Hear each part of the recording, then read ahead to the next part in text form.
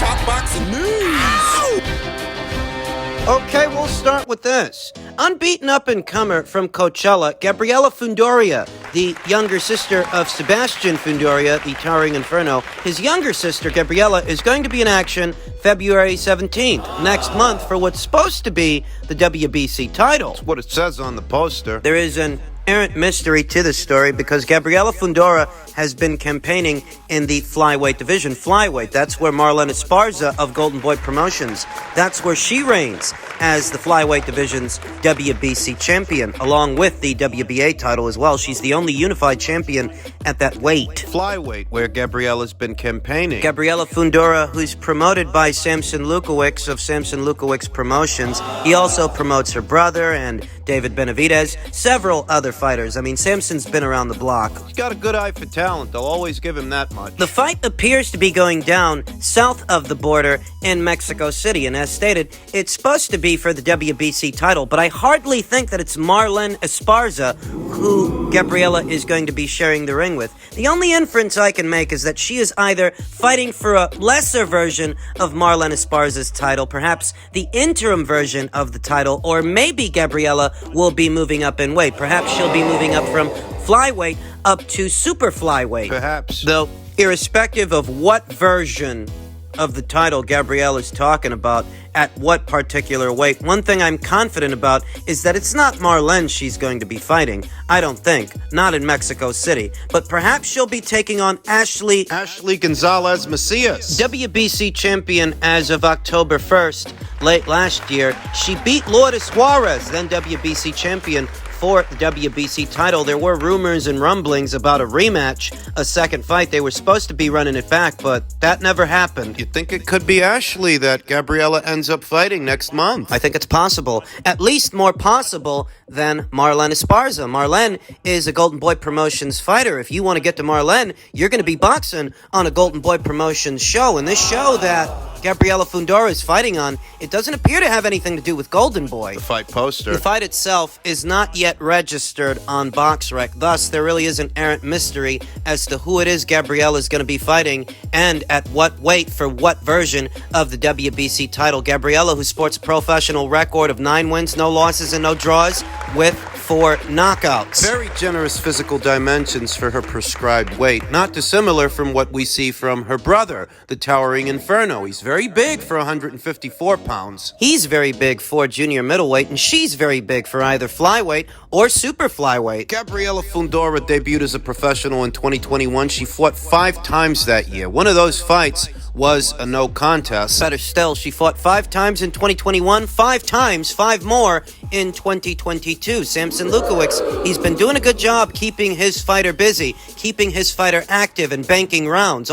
She's only 20 years old, from out of Coachella, California, fighting out of the southpaw stance. Those southpaws, they can be tricky. Given that Gabriella is only 20 years old, her body is still growing, still filling out, and given what she's showing already, the skills and power that she's exhibiting, very soon she will become a force to be reckoned with. I think Gabriella will see herself become a world champion at some point, moreover, a multi-weight champion. Though for now, there is a question as to who it is she's going to be fighting next month, for what version of the WBC title, and at what weight. Keep you posted. For now, look for the ring return of Gabriella Fundora, February 17th, next month. In men's super middleweight news, per tweet from Mike Coppinger, Edgar Berlanga and Toprank have mutually agreed to part ways after months of talks that failed to resolve key issues. Toprank and Team Berlanga told ESPN both sides have signed the separation agreement. Berlanga, 25, is now a promotional free agent. Story coming to ESPN. This was the cheapest alternative for Toprank. And the best solution. We know how Edgar Berlanga has been looking fight by fight. He didn't look good in the Coceres fight, the Steve Rolls fight, or the more recent Romer Angulo fight. He actually bit that guy out of frustration. He's been looking shit. They've been putting him in developmental fights, but he hasn't been developing. He's been looking progressively worse, and given what Edgar Berlanga and his team likely want to get paid per fight, in tandem with what fights they're willing to accept, fiscally, it didn't make sense for Top Rank to be in the Edgar Berlanga business anymore. Edgar Berlanga Berlanga was quoted as saying, "I want to thank Top Rank, Bob Arum, and ESPN for the last few years. I'm excited for the future and will be waiting for my manager, Keith Connolly, to tell me what the next move is. I've sold out the theater at the Garden. I've set a goal for myself to sell out the big room at Madison Square Garden and throw the biggest party at the Garden that Puerto Rican fans have ever seen. I can't wait for the future." Though irrespective of what the future holds for Edgar, we should not lose sight over time as to why both he and Top Rank mutually decided to part ways. It is because of how he's been looking and likely what he wants for a fight. What kind of money he wants to make versus what kind of fights Top Rank wants to put him in. He likely wants more than they're willing to pay. That is, if I had to guess. Would let us hear. What I think. For the longest time, I've been hearing rumors and rumblings about Top Rank wanting to put Edgar in there with Jesse Hart. I heard those rumors months ago. The same Jesse Hart that shared the ring with Joe Smith Jr. up there at light heavyweight. The same Jesse Hart that fought Zerto Ramirez 2 times back when he was a Top Rank fighter. It's my understanding that Top Rank wanted to make that fight between Jesse and Edgar, and for whatever reason, it didn't happen. Among other things, among other fights. Operations manager at Rival Boxing Gear and boxing analyst Matt Casavant recently tweeted that apparently one of the names Berlanga refused to fight was Christian Mabili. Why am I not surprised? That word of mouth is in keeping with what I was already hearing about a potential Jesse Hart fight in so many words. The people at Top Rank aren't stupid, but neither is Edgar Berlanga's management. They see how he's been looking, and they also see how Top Rank wants to match him, and the dollar amount it would take to get Edgar in the ring with those fighters like Jesse Hart, fighters like Christian Mabili, it's likely well in excess of what Top Rank is willing to pay. Fiscally for them, it wouldn't make any sense. For Top Rank, it wouldn't. For Edgar, fighting those guys, I mean, unless there's going to be a big purse tacked on to those fights, for him and his team, doesn't make sense for them either, as he'd likely lose to those fighters. He might, based on how he's been looking. That's why it's not a coincidence that Edgar Berlanga isn't at all broken up about the split. He almost seems relieved. Leaving a caption that reads, "Chess. Want to thank my team for making it all happen." They made this happen? By driving a hard bargain, perhaps. A harder bargain than Top Rank was willing to pay for. Edgar Berlanga is managed by Keith Connolly. That's the same Keith Connolly who also manages unbeaten up-and-comer Richardson Hitchens, who very recently signed to Matchroom. Word round the campfire is the people at Top Rank ain't too fond of Keith Connolly. Likely because he drives a hard bargain for his fighters, a harder bargain than they're willing to pay for. They're looking at Edgar, they see he's not developing, and they tell themselves, well, why should we keep paying this guy an arm and a leg for what are developmental fights? Developmental fights for a fighter that doesn't seem to be developing. As stated, this was the most fiscally responsible solution to Top Rank and Edgar's rift. Just cut him loose. It's the cheapest alternative and the best one. So where's Edgar gonna go now? Is he gonna go to PBC? I mean, listen, the PBC do host a decent-sized stable of super middleweights, and that's where Edgar Berlanga just so happens to campaign. But what you have to ask yourself is, does Edgar really want fights with the likes of David Morrell or David Benavidez, Caleb Plant, Caleb Truax, Demetrius Andrade? Is that what he's really looking for based on how he's been looking? Do you think that's what he wants? Fights with those fighters. Is that what he wants, or does he want more time to develop? Does he want to continue to be matched baby soft while he irons out the kinks and irons out the wrinkles in his game? A lot has changed about Edgar Berlanga over time. He's not viewed as the heir apparent to the Puerto Rican throne of boxing anymore. He's not viewed as the next Felix Trinidad or the next Miguel Cotto. His knockout streak, that ended a couple of fights ago. They don't have that marketing angle anymore. He doesn't have Andre Rosier in his corner. He's not being trained by Andre or Kei Karoma anymore. And now, he's not with Top Rank. That changed too. If you're on Edgar Berlanga's team, you're Edgar's manager, you're his trainer, ideally what you want is to buy this guy more time to work out the kinks. And whether or not he can, whether or not he will, that's a separate question entirely. But if you're Edgar Berlanga's manager or his trainer, that's what you want. You want more time. With Top Rank, he's all out of it. They're not going to keep pouring money down the drain for a fighter that doesn't appear to be developing and doesn't appear to be wowing the crowd, wowing the audience. So they're going their separate ways, and the question is, where is Edgar going to go now? Will he go to the PBC? Or will he go to Matchroom? That is where Keith Connolly took Richardson Hitchens. You have to ask yourself, does Team Berlanga really feel ready for the Benavidez's, the Morels, the Andrades of the world? Or do they want to be matched a little bit softer for a little bit longer? Edgar is breaking in a new trainer, you know. He's not with Andre Rosier or Kei Kuroma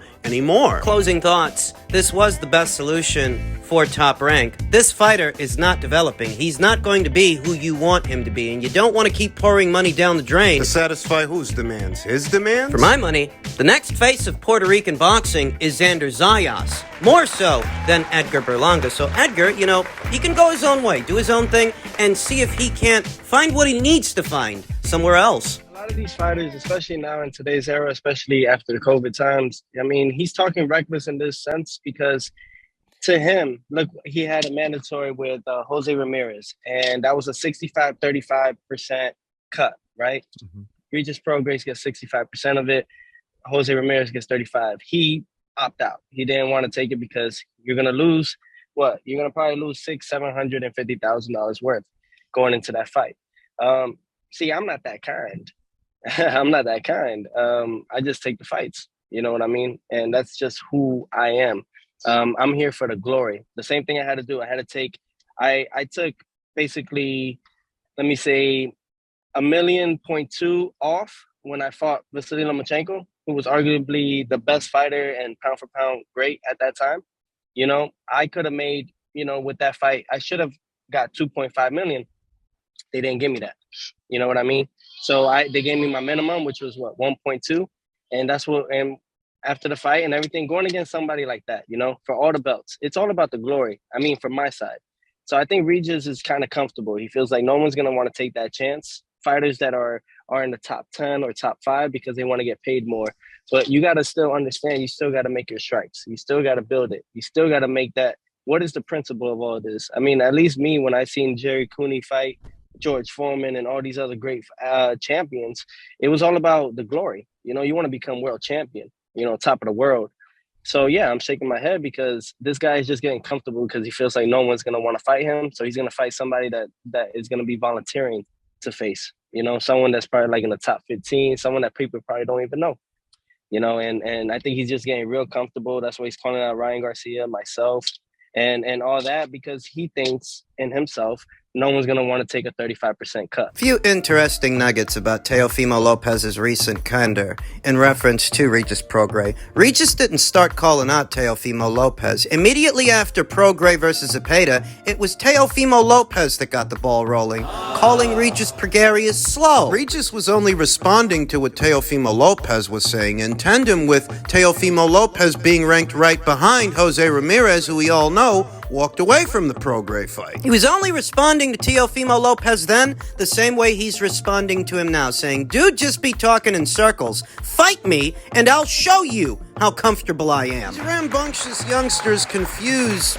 Regis Prograis' steely reserve, his maturity as a fighter, for being too relaxed. Because he's not jumping up and down every 10 seconds, shooting off at the mouth, making empty promises and idle threats. To someone as young as Teofimo, Regis may seem relaxed. You know, the same applies to Ryan Garcia. It wasn't Regis Prograis that started calling out Ryan Garcia. It was actually Ryan who mentioned Regis and how fighting Gervonta Davis for no title, no belt at all, is better than fighting Regis for his WBC title. That's what Ryan Garcia said. Ryan Garcia is the one that got the ball rolling. Up until that point, those two names, the names of Ryan Garcia and Regis Prograis, weren't mentioned alongside each other by anyone because there was next to no expectation that Ryan would fight Regis. Nobody thought that. Nobody thought that then, nobody thinks that now. Ryan Garcia would be better off, much better off, pursuing Gervonta Davis than Regis Prograis. The Davis fight is a much more winnable fight than the Prograis fight. Back to Teofimo. You know, Teofimo mentioned the WBC's proposed split for Prograis versus Ramirez, a fight they ordered, and the proposed split was 65-35 in favor of the champion, in favor of Regis. But that split has next to nothing to do with a Lopez versus Prograis fight, because if Teofimo Lopez were to fight Regis, it would be as a voluntary challenger, not a mandatory. So they can negotiate the terms, negotiate the split amongst themselves. Without any imposed splits by way of the WBC. Now, is that what I'm expecting them to do? No, not really, because Bob Arum, not that long ago, stated he didn't want to do business with any Pro Bellum fighters due to Pro Bellum's tenuous association with Daniel Kinahan. So if Top Rank don't want to bankroll the fight, will Pro Bellum bankroll the fight? Pro Bellum doesn't have a broadcast partner. They don't have a broadcast partner in the United Kingdom. They don't have a broadcast partner in the United States. So how would they pay Teofimo Lopez? And that's assuming that Bob Arum would even let him cross over. That's also assuming that Teofimo Lopez is serious about fighting him. He's got options on his own side of the street, lucrative ones. He can face the winner of Jose Ramirez versus Richard Comey, provided the winner is Ramirez. Can face the winner of Taylor versus Catterall 2 in the United Kingdom. Sky Sports, perhaps a box office fight. He can do that. That'd be a title fight. That would be for the WBO title. Pardon my skepticism, but I don't actually expect that Lopez versus Prograis ever gets off the ground. Pardon my pessimism. All these years as a boxing fan have made me cynical. It's a very dangerous fight for Teofimo Lopez, who bears some similarities to Regis Prograis stylistically. They both use a shell guard, roll punches off the shoulder, and incorporate counterpunching, counter shots. They both do this, but as stated, Regis Prograis is a bit more prolific with his lead hand. He's a bit more busy with his jab, and he's a southpaw. But this ain't no featherweight that moved up in weight like Vasil Lomachenko. Teofimo Lopez won't be the bigger, more experienced guy opposite the ring Regis Prograis. Prograis versus Lopez, if it were to happen, would be a fascinating fight and a fan-friendly fight. Bombs away would be the best way to describe it, though I would heavily favor Regis Prograis to win that fight inside of 2 to 3 fights. Teofimo would have to wait for this guy to lose a step before I'd give him a serious shot, a serious chance at beating Regis Prograis. Regis Prograis ain't just a hard puncher, you know. That guy can take a punch. Opposite the ring, Josh Taylor, some years ago, he absorbed some hard shots, and he delivered some hard shots as well, punch for punch. I think Regis Prograis has heavier hands than Teofimo Lopez, who might be slightly faster, though not as durable. And not as poised. Teofimo Lopez has hit the deck, has kissed the canvas more than once. Opposite the ring, guys who don't punch anywhere near as hard as Regis. I'm just saying.